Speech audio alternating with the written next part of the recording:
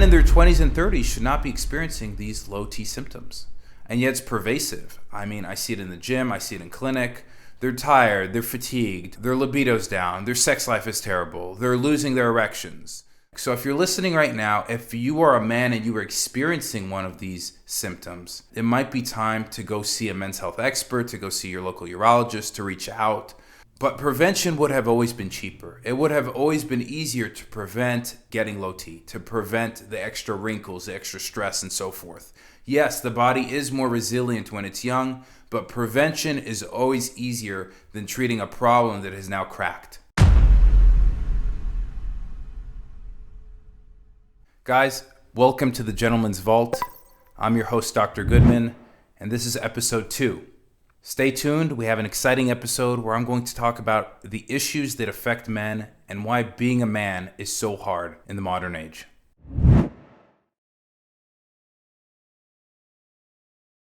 For part 1, I'm going to talk about doing hard stuff. If you've listened to episode 1, you know that I'm a physician, I'm a urologist, surgeon, and it took me almost 15 years to reach this stage where I can practice medicine. I think most people would argue, most people would say that being a surgeon or a physician is a long process. It takes a lot of hard work, a lot of sleepless nights, a lot of grinding. Surgery medicine is not that different from other professions that require a lot of hard work to reach the top. Whether you're an entrepreneur in your own field, lawyer, businessman, working even any type of white-collar job, even some of those blue-collar jobs, getting up early, grinding. Especially in the USA, we have this mentality, work hard, play harder. And in Europe, in the Middle East, and other parts of the world, that culture may not be the same. But at least in the US, this grind mentality is pervasive. It's everywhere. And if you're not grinding, if you're not doing hard work, somehow you're less of a man. You're not leading. You're not embodying this ideal of what many consider to be the values that men should have. We are providers. We're supposed to be strong. We're supposed to be impermeable. We're supposed to suck it up and just take it. So I want to lead on a personal story. Many may resonate, even if you're not a physician. When I was in medical school, I remember being tired all the time. I mean, they warn you before going to medical school, and they say it's going to be hard. You're not going to have time for anything. You're going to just be miserable. And many physicians then even told me and warned me, don't do it. It's not worth it. And of course, I, like every other medical student that went through it, just said, okay, I got you. I still want to do this. And I think that may have been the right mindset at that time to get what I needed to do.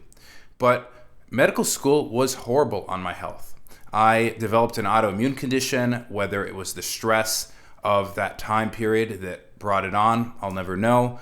But I had an autoimmune condition that I developed that was really negatively affecting my health. I was not sleeping. I was grinding. And I was studying hard. I was running on 4 hours, 2 hours of sleep.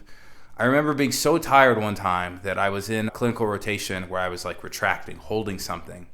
And I literally fell asleep holding the retractor. I mean, I was that tired. It wasn't a critical aspect of the case or anything like that, but it was just these memories haunt me of being so tired, so overworked. And yet in society, I felt like this type of mentality was rewarded. I remember reading this book on my clinicals. It was a surgery rotation, of course, and it was like to be a good medical student in a surgery rotation, you have to be like a hammer shark. You put your head down and you just push. You don't give up. You push harder. And when shit gets hard, you push even harder. And not giving up and continuing to push is what results in a better outcome. It's kind of like a diamond. You take something really rough, you take carbon, and you put a lot of pressure on it, and out comes this shiny diamond. And if you crack and you don't make it, then you were too weak to be a man. You were too weak to do what was necessary. Even if you're not a man, I mean, obviously still going through medical school, this pressure would affect men and women, but this podcast is geared towards men, so I'm going to focus on the masculine aspects here. Fast forward, I got through medical school, here comes residency, and I remember that same concept. You made it this far, you still got to grind more. You still got to work harder. I was 5 minutes late one time to this presentation, and I was on call. I hadn't slept in like 3 days. I mean, I was really that tired, and I was late, and I set millions of alarms, and I'm almost never late. And my attending kind of pulled me aside afterwards and had a talk with me about the importance of professionalism and being on time. And there was very little compassion for the physical difficulty, the physical aspect. And so I took that criticism, and I was never late again. I pushed harder, I worked harder. And all of this came at a cost. There certainly was a health cost for me. My testosterone levels had tanked. I became depressed, was coping poorly, had very bad eating habits. I was destroying my body, and the stress levels were overwhelming, and I kept pushing. That mindset was necessary, or so I thought, to get through that tough and difficult period of time. I don't want to say it wasn't worth it. I did what was necessary to get here, but I don't think that culture was healthy. I know it wasn't healthy. I know there were costs that I may never recoup. I don't think that's what we should be promoting as men.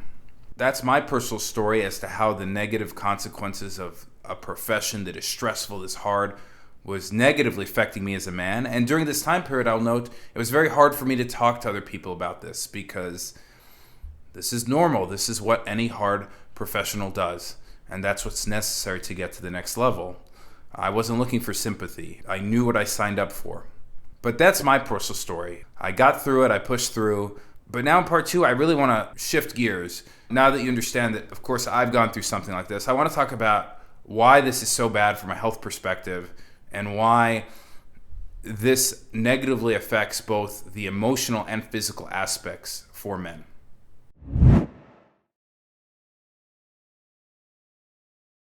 We're going to start with part two now of the podcast, where I move on and I talk about the negative ramifications of being a man and grinding and pushing so hard all the time.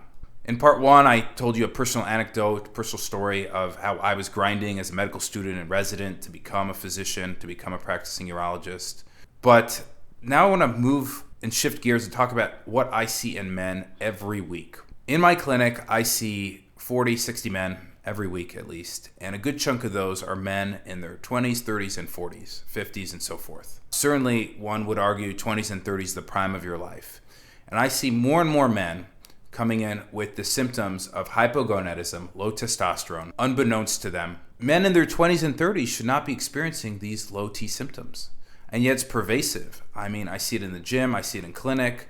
They're tired, they're fatigued, their libido's down, their sex life is terrible, they're losing their erections. Some of them are losing their hair, they're depressed. What do they have in common? They're all attempting to grind. They're getting up super early to go work, sometimes 2 jobs, sometimes 1 job, a professional job. They're traveling all the time for work. They're trying to provide for their families, make money. They are trying to fit in family life, take care of their children, take care of their wife or partner, or they're trying to just make it happen, build that business, be successful, make it to that next level. They're doing everything that you would expect in a man, be a provider, work hard, be responsible, be a leader, get up early, first one in, last one out, and push harder.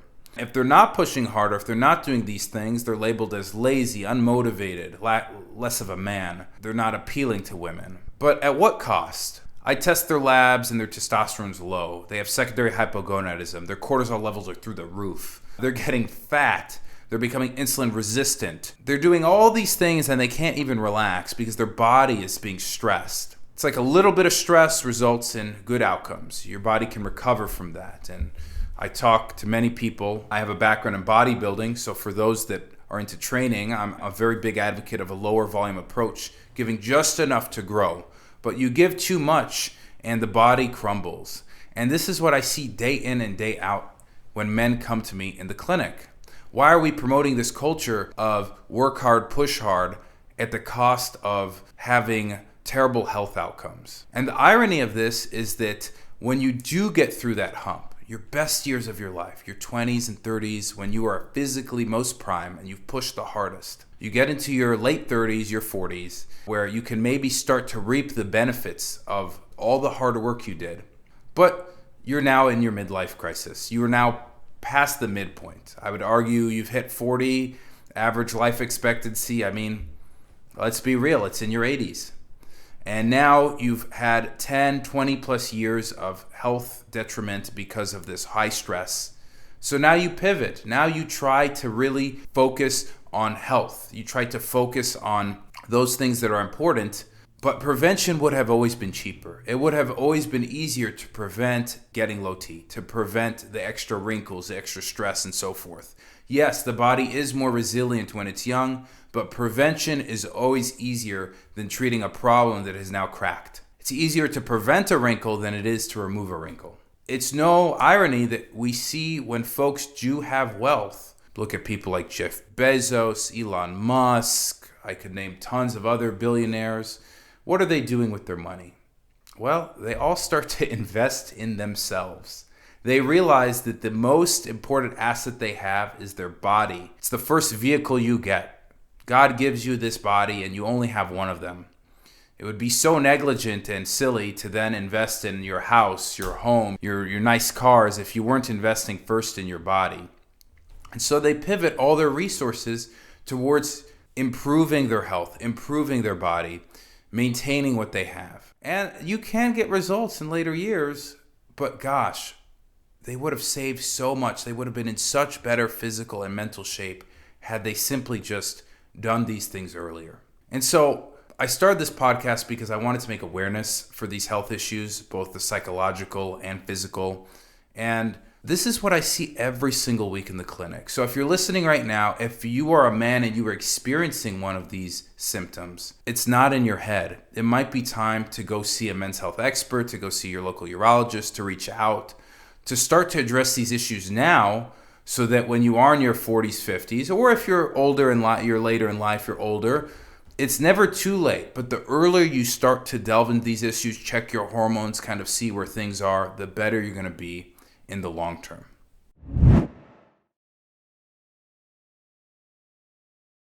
Part 3 of episode 2.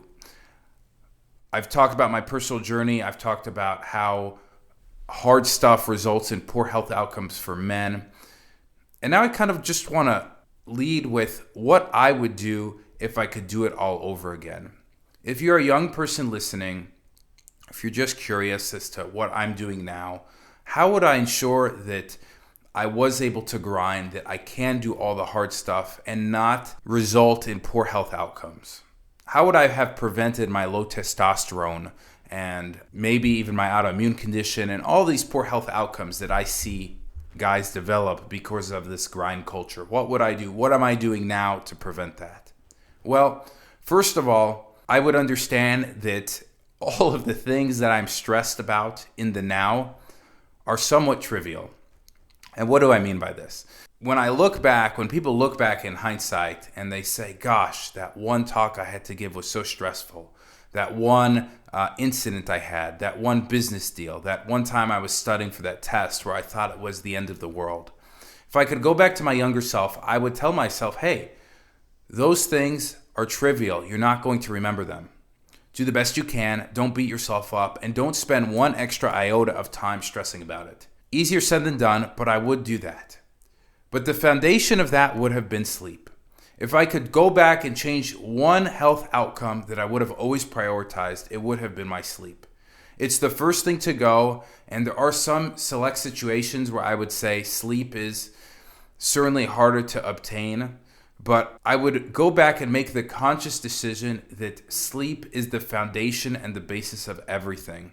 If you're not sleeping, you're not thinking right. If you're not sleeping, your hormones are out of whack. If your hormones are out of whack, the rest of the body goes. You're going to get fat or more insulin resistant. You're going to get more mood swings. It's like a whole cascade. You cannot build a house without a good foundation.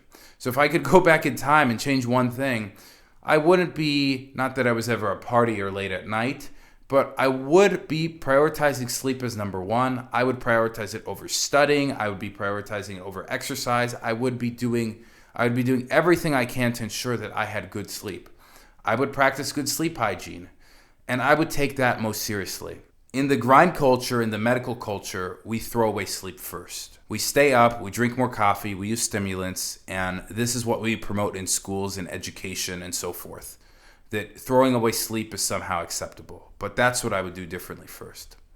The other things I would do is I would really prioritize nutrition. I've always been health conscious and I've always looked at my diet, but I would have had a different mindset in terms of how I view food and my relationship with food. I don't even like this term saying relationship with food because it embodies or says that there's some emotional component with food, and it should never really be the case. Yes, we do have scenarios where we associate food with family and friends and outings and so forth, but food is fuel and it's nourishment. But what you eat can have such grave consequences on your physical and mental well-being. Those candies that you eat right now that give you that little bit of dopamine hit can have a cascade of negative effects later, both for insulin resistance and your mood. And I was guilty of stress eating. I remember I would have a long day at work, and the one thing I wanted to do when I got home was pound that Ben & Jerry's ice cream, finish it in totality, and then just go for a bag of gummy bears and eat all of it. And somehow that was what I was looking forward for. It somehow, I thought it was doing me good because, gosh, I was thinking about food in terms of rewards, but it didn't dawn on me that it would have such negative consequences. I'd eat it, I'd feel bad later, not emotionally, but physically, then have this terrible cascade of effects later where I get mood swings, my skin would break out, just a whole host of things. And yes, what I'm telling you isn't novel. Sleep and food are paramount. I think everybody that is into health and fitness and wellness understands this. But maybe we don't always connect it to our grind culture, to our work culture, to our outcomes. I have so many friends that are in very high positions. They run companies, they're professionals, and health and wellness is still seemingly kind of on the lowest of the totem pole. When it comes down to it, they would do everything to get to a meeting, and they would do that before exercising or eating well. They would do that over packing their lunch ahead of time or getting in that 5 or 6 a.m. meeting. And they would do that even over sleep because it's somehow more important. But if I could go back in time and I could just change two things, those are the two things I would change. Because that is the foundation of health and wellness. And when you come to a men's health expert as a man, maybe with suffering from low testosterone or all the negative consequences of a poor lifestyle that can affect our masculinity, that is where I would start. And it's harder to do that than it is to just take a pill or take a shot. But if you're not doing that, you're spinning your wheels. You're wasting this vehicle that God has given us to perform our best.